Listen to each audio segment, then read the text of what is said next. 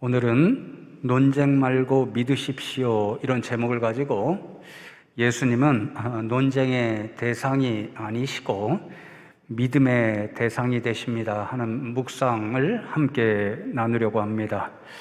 본문 요한복음 7장 43절 말씀을 보시면 예수로 말미암아 무리 중에서 쟁론이 일어나니 이렇게 말씀합니다. 쟁론이라는 말의 원어를 찾아보면 스키스마 이런 말로 되어 있는데 본래 뜻이 나뉘다, 분열하다 이런 뜻을 가집니다. 그러니까 예수로 말미암아 쟁론이 일어났다 이 말씀은 예수님 때문에 사람들이 서로 의견이 갈라져서 나뉘었고 분열되었다 이런 말씀입니다. 왜 그런가요? 오늘 말씀을 보시면 한쪽에는 예수님을 그 선지자다. 신명기 18장 말씀에 보면 모세를 통해서 하나님께서 이제 메시아 그리스도를 보내주시면 그분은 하나님의 말씀을 전해주는 선지자로 오신다. 그렇게 말씀하시잖아요.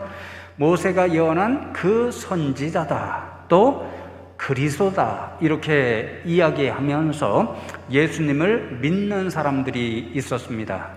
반면에 다른 한편에는 예수님은 결코 그리스도일 수 없다 이렇게 주장하면서 예수님을 끝까지 믿지 못하는 그런 사람들이 있었습니다. 그러니까 예수님 때문에 한쪽에는 믿는 사람들, 그리고 다른 한쪽에는 끝까지 믿지 못하는 사람들이 있어서 의견이 갈라지고 나뉘고 분열되었다 이런 말씀인 거죠. 여러분 가만히 생각해 보시면 믿음의 관점에서 이러한 논쟁이 누구로 인하여서 계속 중단되지 않고 진행되고 있는가 우리가 금방 알 수 있는데요. 예수님께서 친히 말씀과 행실을 통해서도 보여주셨고 또 여러 사람들이 지금까지 증언을 통해서도 보여준 사실이 예수님이 하나님의 아들 그리스도다. 그것을 분명히 드러내 보여주셨잖아요.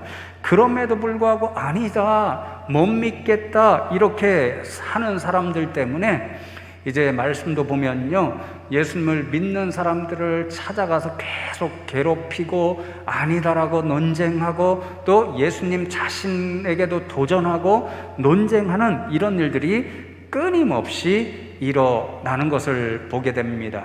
믿지 못하니까 계속 논쟁하고 우리 하는 말로 흔히 시비를 걸게 되는 거죠. 여러분, 왜 이러한 사람들은 예수님이 분명히 여러 증거가 있음에도 불구하고 그리스도라는 사실을 믿지 못하고 계속해서 부인하고 도전하고 논쟁을 이어가게 되는 것일까요? 말씀을 통해서 제가 세 가지 이유를 발견하게 되었는데 그 말씀, 그 이유를 함께 나누면서 저와 여러분의 신앙의 모습도 바라보는 그런 시간이 되면 좋겠습니다. 첫 번째로 이러한 사람들이 예수님을 믿지 못하고 계속해서 도전하고 논쟁을 일삼는 까닭은요, 예수님을 제대로 알지 못하였기 때문입니다. 오늘 함께 나누는 요한복음 7장 전체 말씀을 보면 예수님을 그리스도로 믿게 된 사람들과 여전히 믿지 못하고 도전하고 반박하는, 부인하는 그런 사람들 사이에 결정적인 차이점 한 가지를 발견하게 되는데요. 바로 예수님을 알고 있느냐 모르느냐, 예수님이 누구신가를 제대로 아느냐 그렇지 못하느냐, 그 차이인 것을 발견합니다. 여러분, 먼저 31절 말씀을 보시면 예수님을 믿게 된 사람들이 어떻게 예수님을 그리스도로 알고 믿게 되었는가 그것을 말씀해 주는데요. 무리 중에 많은 사람이 예수를 믿고 말하되 그리스도께서 오실지라도 그 행하실 표적이 이 사람이 행한 것보다 더 많으랴 하니 이렇게 말씀합니다. 지난주에 제가 기적과 표적의 그 의미 차이를 말씀드렸습니다. 기적은 우리 인간이 행할 수 없는 초자연적이고 놀라운 사건에 관심을 두고 표현하는 단어라고 말씀드렸죠. 반면에 표적은 그 초자연적이고 놀라운 기적을 행하시는 분이 누구신가, 그 인격에 관심을 두고 쓴 말이 표적이라는 단어라고 말씀드렸습니다. 여러분, 방금 전에 읽은 31절 말씀에 보면 예수님을 믿게 된 사람들이 어떻게 믿음의 길로 나아가게 되냐면요, 예수님이 행하신 표적을 보고 그분이 누구신가를 알게 되는 것입니다. 지난주에 오병이어의 표적을 함께 나눴는데, 그 표적을 보고 그 기적적인 일을 행하시는 분 예수님께 관심을 가지고, 이 놀라운 표적을 행하시는 분은 분명 하나님의 아들 그리스도일 수밖에 없어, 이렇게 깨닫고 예수님을 믿게 되었습니다. 그러니 여러분, 표적이 예수님이 누구신가를 알고 믿게 된 믿음의 근거가 되었던 거지요. 반면에 믿지 못하는 사람들은 어떤 모습을 가지고 있냐면요, 오늘 함께 읽은 41절, 42절 말씀을 보시면 어떤 이들은 그리스도가 어찌 갈릴리에서 나오겠느냐, 성경에 이르기를 그리스도는 다윗의 씨로 또 다윗이 살던 마을 베들레헴에서 나오리라 하지 아니하였느냐 하매 라고 말씀하죠. 예수님을 그리스도라고 믿지 못하는 사람들이 근거로 삼은 것이 성경, 구약 성경의 말씀입니다. 구약 성경 미가서 5장 2절의 말씀을 보시면 하나님께서 보내주실 메시아 그리스도는 베들레헴에서 태어난다, 이렇게 예언이 되었잖아요. 그러니까 그 말씀에 근거하면 갈릴리 출신, 갈릴리 태생으로 알려진 예수님은 그리스도일 수가 없다, 이렇게 주장하는 겁니다. 그러니 여러분, 한편으로 이 예수님을 끝까지 믿지 못하는 사람들은 성경적으로 그리스도는 베들레헴에서 태어난다라고 하는 그런 지식을, 알을 가지고 있습니다. 그런데 이들이 불행하게도 알지 못하는 것이 있었지요. 무엇입니까? 우리는 다 알고 있죠. 성경의 기록에 따르면 예수님은 베들레헴 마곡간에서 다윗의 자손으로 태어나셨습니다.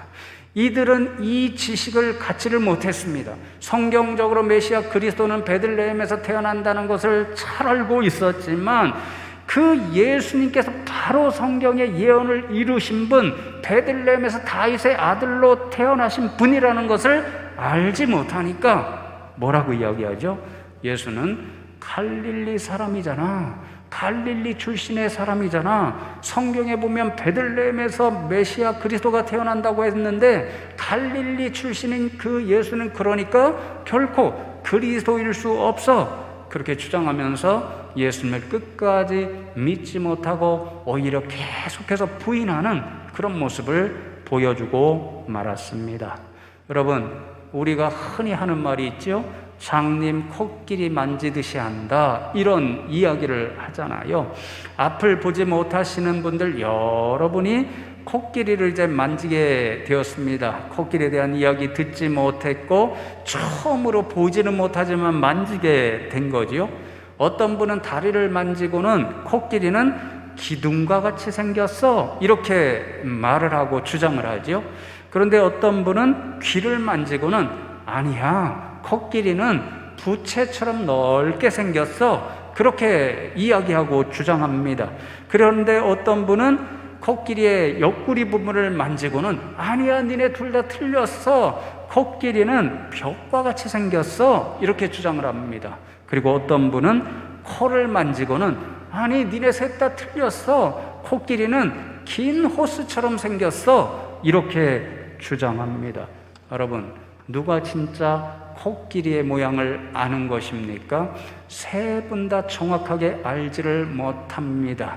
부분적으로 만지고 부분적으로 안 것, 그것을 가지고 내가 옳다 주장하니까, 그 확신을 가지고 주장하니까 정확히 알지 못하는데도 논쟁이 생기는 그런 일이 발생하고 만 거죠. 사랑하는 성도 여러분, 그렇습니다. 우리가 예수님을 바르게 믿으려면 어떠한 사람들이 되어야 하면요, 예수님이 누구신가를 분명히 알아야 합니다. 예수님이 누구신가를 분명히 알아야, 그분이 하나님의 아들 메시아 그리스도이심을 우리는 분명히 알아야 그분에 대한 바르고 굳건한 믿음을 가질 수 있습니다. 제가 말씀을 준비하면서요, 주중에 존 타이퍼 목사님이 쓰신 생각하라, think라는 책을 들고 일부분을 우연히 읽게 되었습니다. 근데 그 책을 읽고 참 제가 은혜를 받았습니다. 왜냐하면요, 제가 지금 성경에서 발견해서 여러분들에게 전해드리는 메시지 있잖아요. 우리가 예수님을 바로 알아야 바로 믿을 수 있습니다, 이렇게 전해드리고 있는데, 그분이 그 책에서 계속해서 동일하게 쓰고 있는 것이 그 이야기였습니다. 어떻게 적냐면요, 우리가 예수님을 바르게 알아야 바르게 믿을 수 있고, 그렇게 예수님을 바로 알고 바로 믿으면 예수님을 그만큼 더 깊이 사랑할 수 있다, 이렇게 적고 있더라고요. 그래서 여러분, 제가 성경에서도 그렇고 또 타이퍼 목사님의 책을 통해서도 이런 교훈을 얻고 어떤 결론을 내리게 되었냐면요, 이번에 계속해서 비전 세미나를 진행하고 있습니다.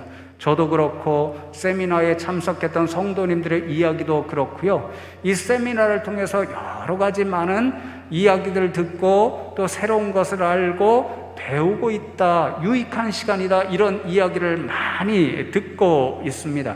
그래서 목회적으로 생각할 때 이렇게 새로운 것을 배우고 아는 것이 참 신앙에 중요하다, 이것을 깨닫고요, 우리가 한동안 바른 신앙 세미나를 계속해서 했잖아요. 그런데 지난 몇 년 동안은 이런저런 이유를 행하지를 못했습니다.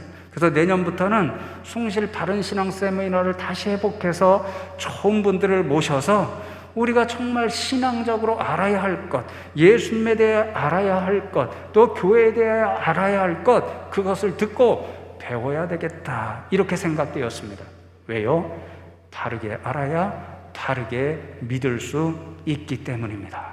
그러니 여러분, 어떤 기회를 통해서든지 교회에서 행하는 성경 공부를 통해서 또 예배에 참여함을 통해서 여러분들이 각자 가정에서 성경 말씀도 읽고 또 훌륭하신 저자들이 쓰신 그러한 믿음의 신앙서적도 읽고, 그래서 예수님을 더 깊이 알아가실 수 있는 분들 되면 좋겠습니다. 그런 지식을 통해서 예수님을 향한 믿음이 더욱더 굳건히 설 수 있는 저와 여러분 되면 좋겠습니다. 여러분, 두 번째로, 이러한 사람들이 예수님을 끝까지 믿지 못하고 부인하고 반박하고 논쟁하는 그런 이유는요, 예수님을 미워하였기 때문이었습니다.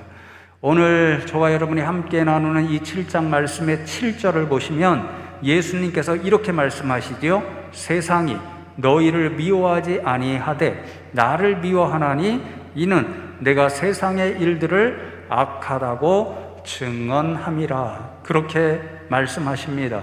요한복음을 포함해서 복음서 말씀을 보면요, 예수님께서 사람들의 여러 가지 잘못된 점과 악한 일들을 지적하십니다. 결국에는 회개함으로 이끌어 가시려고 그렇게 말씀하지요. 특별히 바리새인들과 같은 유대인 종교 지도자들을 향하여서는 너희는 위선자다, 이렇게 혹독하게 비판하십니다. 그러니까 예수님의 말씀을 잘 듣고 회개함에 이르면 좋겠는데, 많은 사람들, 그런 사람들 가운데 특별히 유대인 종교 지도자들이 예수님을 아주 심하게 미워하게 됩니다. 7장 32절 말씀을 보면요, 오늘도 예수님을 너무도 미워하니까 잡아다가 해치려고 사람들을 보내기까지 하였습니다. 그렇게 예수님을 너무도 미워하다 보니까요, 예수님께서 아무리 옳은 말씀을 해도 이 사람들은 아니야, 그렇지 않아, 그렇게 부인하고 반박하면서 예수님을 끝까지 믿지 못하였습니다. 여러분, 그렇지요? 우리가도 일상적으로 경험합니다. 우리가 그런 일이 있어서는 안 되겠지만 누구를 미워하게 되잖아요. 그러면 그 사람을 믿기가 매우 어렵습니다. 만일 저에 대한 미움을 갖잖아요, 이 설교단상에서 아무리 옳은 말씀을 전해도 전화 잘하지, 그렇게 돼서 아멘으로 받아들이기가 매우 어렵습니다. 그게 우리 인생의 모습이잖아요. 제가 이 말씀을 준비하면서 예전에 그런 경험을 했던 것이 생각이 났습니다. 친구들이 있었어요. 본래는 저를 포함해서 세 친구가 아주 가까이 지냈습니다. 정말 정답고 행복한 그런 사이의 친구였는데요. 정확한 이유는 기억이 나지 않지만 무슨 일 때문인가 저를 빼고 나머지 두 친구가 심하게 다투었습니다. 그리고는 점점 더 사이가 멀어지게 되고 불행하게도 너무도 미워하는 그런 사이가 되고 말았습니다. 제가 중간에 나서서 두 친구를 화해하려고 애를 썼지만요, 잘 되지를 않았습니다. 그래서 어느 날은 마지막으로 한 번만 더 하자, 이런 생각을 가지고 먼저 한 친구를 만났습니다. 그래서 다른 말 하지 말고 내가 좀 화해를 주선할 테니까 친구 만나면 무조건 미안하다, 이 한마디만 해라. 그리고는 다시 한번 사이좋게 지내고 싶다, 이렇게만 해라. 그렇게 부탁을 했습니다. 그랬더니 그 친구가 조금 마음문을 열고 그래, 그럴게, 이렇게 이야기합니다. 그래서 그 이야기를 갖고 이제 다른 친구를 만나게 된 거죠. 그 친구의 마음문을 열려고 노력하면서 내가 너 만나기 전에 그 친구를 만났는데 그 친구가 너한테 미안한 마음을 갖고 있대. 그래서 미안하다고 이야기하고 다시 사이좋은 친구로 회복하기를 원한다라고 그렇게 이야기한대. 그러니 너도 그 친구의 미안한 마음을 받아주고 그래서 우리 전부 옛날처럼 셋이서 사이좋은 친구로 지내자, 이렇게 이야기를 했습니다. 그랬더니 그 친구 하는 말 아직도 제가 생생하게 기억이 나는데요. 그 녀석이 콩으로 매주를 쓴다고 해도 나는 결코 믿지 않을 거야, 이렇게 하며 제 제안을 거부했습니다. 그럼 왜 그랬을까요? 너무도 미워하니까 콩으로 매주를 쓴다는 진실을 말해도 믿지 못하겠다는 그런 뜻이었습니다. 여러분, 그래서 제가 요즘 목회자로서 영적인 일을 다루는 사람으로서 정말 안타까운 일 하나가 있는데요. 제가 모르겠습니다. 기후일지는 모르겠지만요, 우리나라의 모습을 보고 국민들의 모습을 보면 점점 더 불신사회가 되어가고 있다, 이런 안타까운 마음이 계속 듭니다. 특별히 정치 지도자들의 모습을 보면 그것을 금방 알 수 있잖아요. 서로 너무 갈라져서 다투고 그래서 서로를 너무 미워하는 모습이 보입니다. 그러니까 상대방이 아무리 좋은 말을 하고 아무리 진실을 말해도 거짓말하지 마, 믿을 수 없어, 그렇게 공방만 계속 하는 거죠. 그 모습을 보니까 국민들도 또 서로 지지하는 분들이 다르니까 갈라져서 서로 미워하는 마음이 깊어지는 것처럼 보이고 또 서로 불신하는 그런 사회가 점점 되어가고 있는 것 같아서 영적인 일을 담당하는 목사로서 하나님, 이런 이 나라 민족의 아픔을 회복시켜 주시고 치유시켜 주십시오. 가끔 그렇게 기도할 때가 있습니다. 여러분, 지금 예수님 앞에 서 있는 유대인들의 모습이 그렇습니다. 예수님을 미워해도 너무 미워합니다. 죽이고 싶을 정도로 미워하고 있습니다. 그러니까 예수님께서 콩으로 매주를 쓴다, 그렇게 진실을 말씀하셔도, 좋은 것을 말씀하셔도 오히려 뭐라고? 거짓말하지 마, 이렇게 부인하고 반박하고 도전하고 끝까지 예수님을 믿지 못하는 그런 모습을 보여주는 거지요. 그러나 여러분, 우리가 무슨 교훈을 얻을 수 있냐면요, 예수님을 믿으려면 예수님을 사랑하는 사람들이 되어야 합니다. 미워하면 예수님을 결코 신뢰하지 못하고 믿을 수가 없습니다. 제가 예전 교회에서 사역할 때요, 한 여집사님을 알게 되었는데요. 어떤 분 또는 어떤 모임, 이렇게 만나고 모임을 진행할 때에 가끔 이제 부부 사이의 일들을 이야기할 때도 있잖아요. 그럴 때마다 하시는 말씀이, 나는 내 남편 100% 믿어요, 100% 신뢰해요, 이렇게 이야기를 합니다. 심지어는 죄송한 표현인데요, 남들이 다 내 남편이 바람을 피운다고 이야기해도 저는 제 남편 끝까지 100% 믿을 수 있어요. 이렇게 이야기를 하십니다. 그래서 한 번은 제가 우연히 그분을 마주쳐서요, 여쭤보았습니다. 집사님 어떻게 남편분을 그렇게 100% 믿고 신뢰할 수 있어요? 이렇게 여쭈었더니 그 집사님이 빙그레 웃으시면서 대답하시는 말씀이, 그거는 제가 남편을 사랑하기 때문이지요. 이렇게 대답하셨습니다. 여러분, 제가 그분의 말씀을 듣고 영적으로 어떤 깨달음을 얻었냐면요, 그렇구나, 사랑하는 크기만큼 믿고 신뢰할 수 있구나, 그런 깨달음을 얻었습니다. 성도 여러분, 예수님 다 사랑하시죠? 한 분만 사랑하시는 것 같습니다.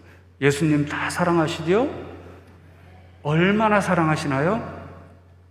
아이들한테 이런 질문 던지면 하늘만큼 땅만큼 사랑한다, 그렇게 순수하게 대답하지요?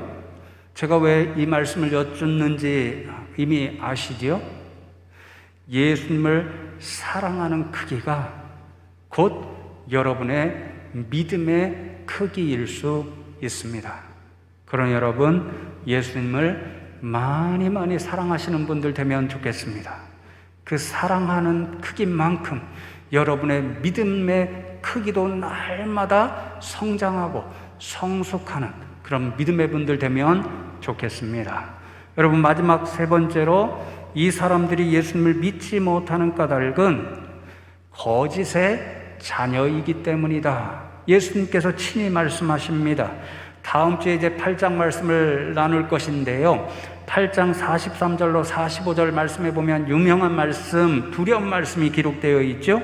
예수님께서 자신을 미워하고 믿지 못하는 유대인 지도자들의 영적인 문제를 이렇게 판단하며 진단해서 말씀하십니다.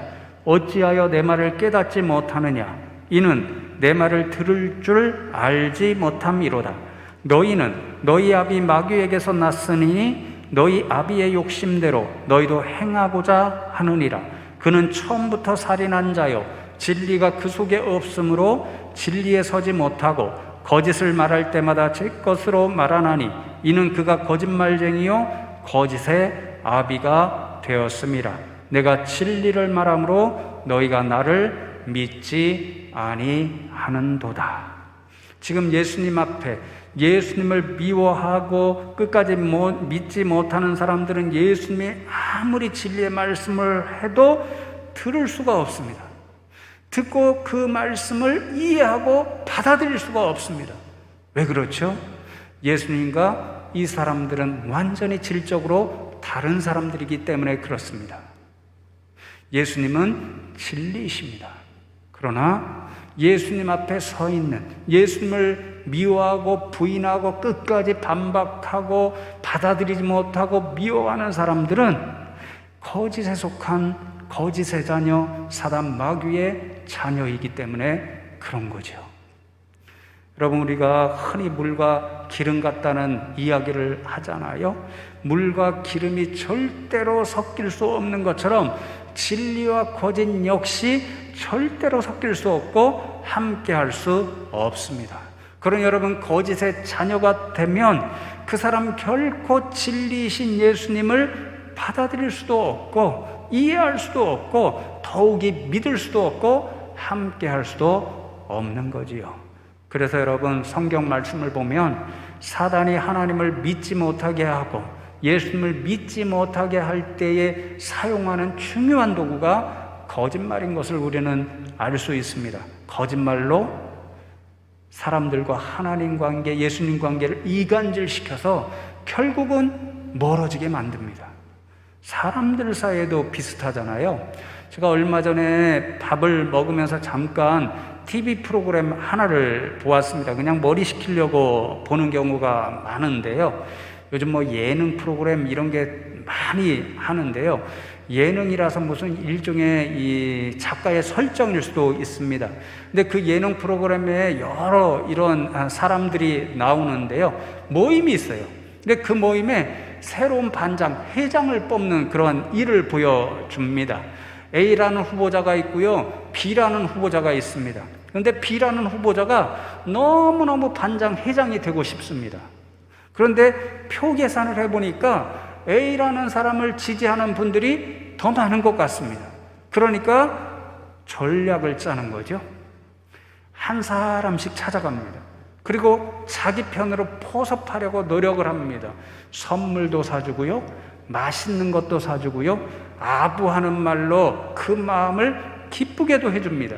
그러니까 한 사람씩 자기 판단에는 자기 편으로 포섭이 되었습니다. 그런데도 표 계산을 해보니까 한 표가 자신이 부족한 것 같습니다. 그러니까 한 사람을 마지막으로 찾아가는데요. 근데 이 사람은 정말 포섭하기 어렵습니다. 왜냐하면 A라는 후보와 오랫동안 가깝게 지내서 공개적으로 나는 A를 너무도 믿고 신뢰하고 가까우니까 결코 배신할 수 없어, 이렇게 이야기하는 사람입니다. 그러니까 그 사람을 포섭해야만 회장이 되는 거죠. 찾아갑니다. 선물을 들고 찾아갑니다. 아부의 말, 듣기 좋은 말, 이런 걸로 막 마음을 녹이려고 합니다. 그리고는 고급 소고기집, 거기 가서 소고기 맛있는 것도 사줍니다. 그런데도 넘어오지를 않습니다. 계속해서 나는 어떻게 그 사람을 배신할 수 있어? A는 나는 절대 못 배신해, 이러면서 포섭이 되지를 않습니다. 그러니까 후보 B라는 사람이 마지막 수단으로 사용하는 것이 무엇이냐면요, 녹음기를 하나 꺼냅니다. 그리고는 녹음한 것을 틀어주는데요, 지금 포섭 대상이 가장 신뢰한다고 말하는 A라는 후보가 이 포섭 대상이 되는 그 사람에게 흉을 보는 이야기, 험담하는 이야기, 그것을 틀어줍니다. 그러니까 포섭당하고 있는 이 사람이 갑자기 멍해지는 거죠. 나는 A라는 사람을 너무도 신뢰해서 배신할 수 없다고 생각하고 있는데 어떻게 A라는 사람이 나에 대해서 이렇게 흉을 보고 험담을 할 수 있는가? 이런 섭섭한 마음, 배신감이 생기는 거죠. 그런데 여러분, 녹음의 비밀이 있습니다. 다 짜집기를 한 거예요. 이 포섭 대상이 되는 사람, 그 이름을 부르는 것만 진짜고 그 뒤에 하는 것은요, 다 다른 사람한테 하는 이야기, 다른 사람에 관하여 하는 이야기를 다 짜집기해서 녹음해서 들려주는 거죠. 근데 듣는 사람은요, 그게 거짓말로 짜집기 했다는 것을 모릅니다. 그러니까 그것을 듣고 결국은 섭섭해서 포섭이 되고 마는 거죠. 무엇을 이야기합니까? 거짓말이 이런 기능이 있다라는 거죠. 오래전부터 가까이 지내던 사람, 믿고 신뢰하던 사람까지도 이간질하고 관계를 멀어지게 하는 것, 이것이 거짓말의 한 기능일 수 있다는 거죠. 바로 이런 이유 때문에 사단이 하나님을 믿지 못하게 하고 예수님을 믿지 못하게 하는 도구로 거짓말을 사용합니다. 여러분, 에덴 동산 이야기가 그것을 분명히 보여주지요. 하나님께서 아담과 하와를 창조하시고 에덴 동산에 두시면서 다른 모든 것 마음껏 따먹어라, 그렇게 말씀하셨지만 선악과는 결코 따먹어서는 안 된다. 너희가 따먹으면 분명히 죽게 될 거야, 이렇게 말씀하셨습니다. 그런데 뱀의 모양을 취하고 사단이 다가와서 유혹하지요. 어떤 도구를 사용합니까? 거짓말이라는 도구를 사용합니다. 아니야, 너희가 선악과 먹어도 결코 죽지 않아. 그것을 따먹으면 하나님과 같이 될 수 있어. 이런 거짓말로 유혹을 하고 아담과 하와는 그 거짓말에 결국 속아서 하나님의 말씀에 불순종하는 죄를 범하고, 그리하여 결국은 하나님으로부터 멀어지는 타락한 인생이 되고 말았습니다. 사랑하는 성도 여러분, 그렇습니다. 거짓이 문제입니다.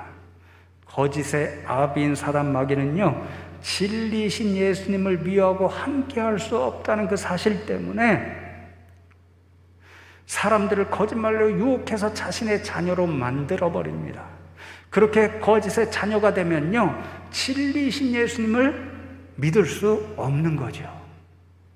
그러니 저와 여러분, 결단코 거짓의 길로 가까이 가는 그런 분들 되지 않으면 좋겠습니다. 그 순간 하나님으로부터 멀어지고 예수님으로부터 멀어지고 교회에 대해서도 또 성도님들에 대해서도 담임 목사에 대해서도 정말 무슨 말을 할 때 정말 이게 진짜인가 꼭 확인하시기 바랍니다.